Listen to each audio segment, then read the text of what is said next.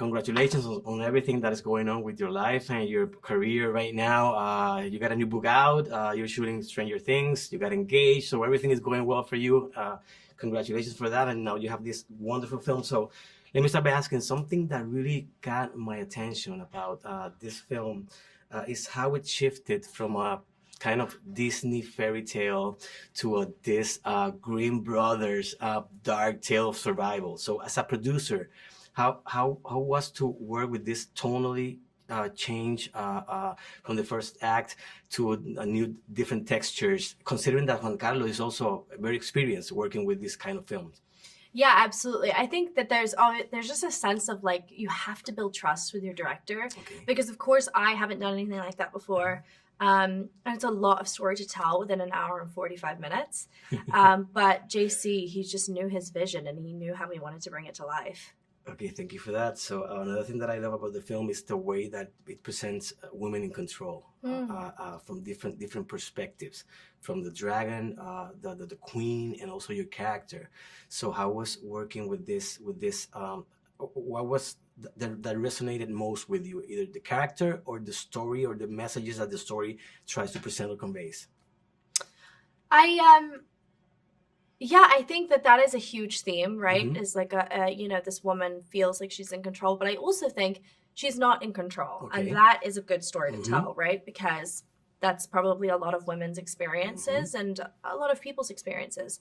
But I do think that there's, definitely a lack of control in the first part of the movie. And then when she starts to realize that she's capable and she can rely on herself, that's when she begins to gain that control back. Okay. Was there like any visual inspiration from other projects as an executive producer? Because it reminded me of it had some elements from Game of Thrones and even Dragonheart from 1996, Sean Connery film. So was there any visual inspiration in other projects for this film? Well, for me, again, it goes back to trusting JC. He knew his vision. He knew kind of tonally and what he wanted to look at. Of course, I would say, like this really reminds me of, this and that. But I do think that, yes, you're right. It definitely has like chunks and elements of different projects, but it's also very original. Yeah, exactly. And I've never seen anything quite like this before. Exactly, and that's what I love about the film. Tell me about the physicality of the film. You have to run, climb, have to horseback ride, you have to fight. There's a lot of the physical aspect is very present in this film. So how different was from, let's say, an Ola or maybe Stranger Things, your preparation for this film? It was really challenging. And it definitely pushed me.